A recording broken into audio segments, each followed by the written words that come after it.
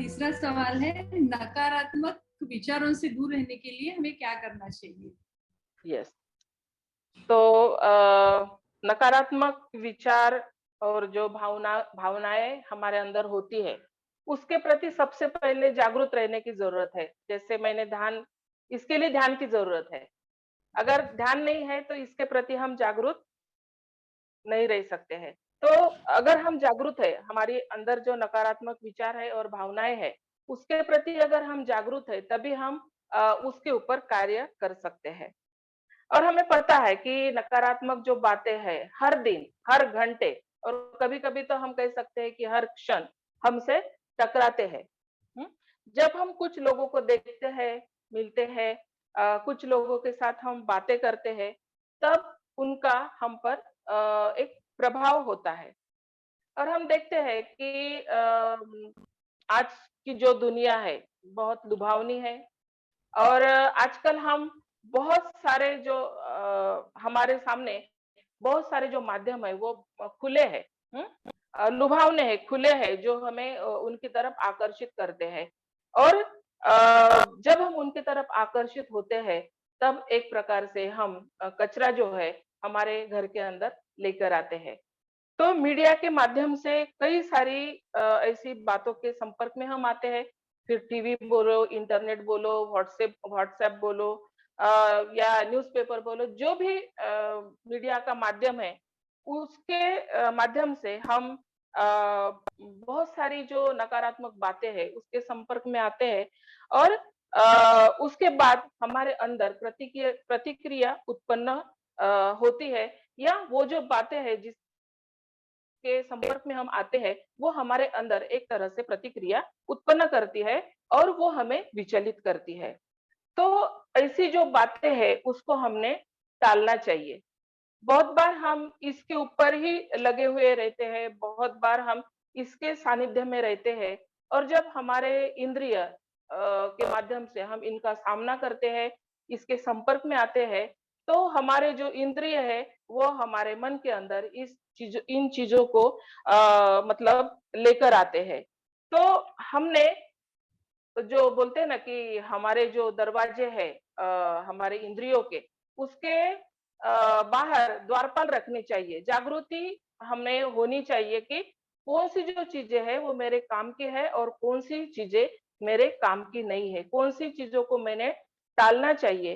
तो ये अगर हम करते हैं तो इसके ऊपर बहुत अच्छे से हम कार्य कर सकते हैं।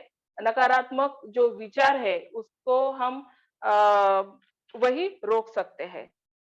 और दूसरी एक बात हम कर सकते हैं कि परिणामों के बारे में जागरूक रहना। चंद्रशील जी ने इसके बारे में बहुत सारी जो बातें हैं वो कही है कि अगर हमारे मन में ईर्ष्या है, स्पर्धा है, या कुछ नकारात्मक बातें हैं, किसी चीज के बारे में तृष्णा है, किसी के बारे में बहुत ज्यादा आसक्ति है, हमारे मन के अंदर बहुत ज्यादा डर है, तो इसके परिणाम क्या होंगे, इसके बारे में हमने सजग रहने की जरूरत है।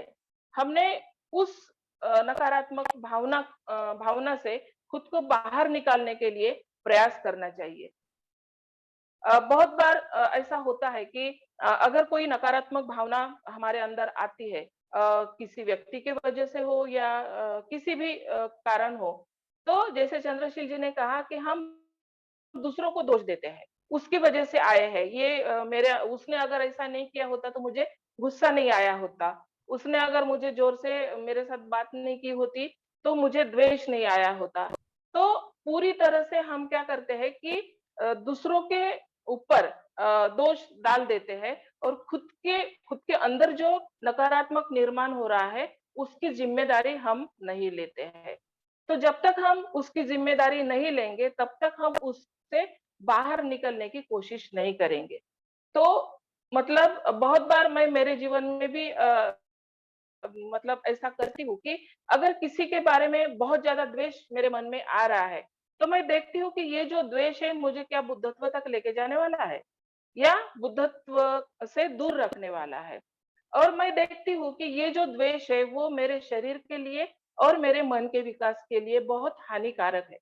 मतलब अगर मेरे अंदर बहुत ज्यादा द्वेष है, किसी के प्रति बहुत ईर्ष्या और स्पर्धा निर्माण हो रही है, तो ये मेरे लिए बहुत ज्यादा हानिकारक है और मैंने इसमें ज्यादा नहीं रहना चाहिए। बहुत बार हम देखते हैं कि मानसिक रूप से बहुत ज्यादा हम इसमें रहते हैं, इन नकारात्मक भावना में जीते हैं या इन क्लेशों में जीते हैं, और उसी की वजह से हम देखते हैं कि कई सारी बीमारियां हमें होती है। बहुत बार अगर देखा जाए तो हमें लगता है कि इसकी वजह से बीमारी है, उसकी वजह से बीमारी है, लेकिन बहुत सारी जो पैथी है वो हमें बताती है कि हमारी बीमारियों का जो कारण है वो ज्यादा से ज्यादा हमारा मन है। तो हमारा मन अगर बहुत ज्यादा नकारात्मक है, क्लेशों से भरा हुआ है, तो उसका परिणाम हमारे मन पर तो होता ही है, लेकिन हमारे शरीर पर भी होता है। और इसलिए हमने सजग रहना चाहिए कि अगर मुझे द्वेष आया है, तो ये जो द्वेष है इसके परिणाम क्या होने वाले हैं? इसके परिणाम मेरे शरीर पर होने वाले हैं, इसके परिणाम मेरे मन पर होने वाले हैं, और जो मैंने मेरा उचित ध्येय क्या बोलते हैं, एक डिसाइड किया है, बुद्धत्व की प्राप्ति करना या श्रोतापन्न बनना या उच्च आध्यात्मिक विकास करना, तो उस ध्येय तक मैं नहीं पहुंच सकती या मैं नहीं पहुंच सकता। इसके बारे में हमने सजग रहना चाहिए, परिणाम के बारे में हमने सजग रहना चाहिए। और एक बात हम कर सकते हैं कि उसका रूपांतरण हमने करना आना चाहिए। अगर हमारे अंदर द्वेष है, तो करुणा में उसको कैसे परिवर्तित करें या मैत्री में उसको कैसे परिवर्तित करें। अगर ये हम कर सकते हैं तो सही में बहुत आगे हम जा सकते हैं या बढ़ सकते हैं। क्योंकि अगर किसी ने कुछ कह दिया, वो उसके कर्म है, उसका क्या परिणाम होगा नहीं होगा वो उसके ऊपर हमने छोड़ देना चाहिए। लेकिन हमारे अंदर जो निर्माण हो रहा है, उसकी जिम्मेदारी अगर हम लेते हैं, तो हम हमारा जो ध्येय है, उस तक पहुंच सकते हैं। और उसकी जिम्मेदारी लेने के बाद ही हम उसको कल्टीवेट कर सकते हैं। तभी हम उसको जो सकारात्मकता है, कुशलता है, उसमें क्या बोलते हैं, परिवर्तित कर सकते हैं।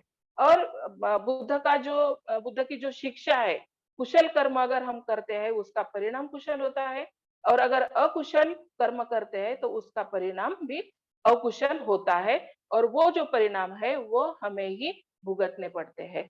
तो अगर आप इस तरह से काम करते हैं कि नकारात्मक भावना के प्रति सजग रहना, वो जो भावनाएं हैं हमारे अंदर जो निर्माण हुई है उसकी जिम्मेदारी लेना और उसके ऊपर काम करना, यह हमें बोधि की तरफ लेकर नहीं जाने वाली है, मुझे बोधि से दूर लेकर जाने वाली है, इसके बारे में सजग रहना और सकारात्मक भावना में उसका परिवर्तित करना।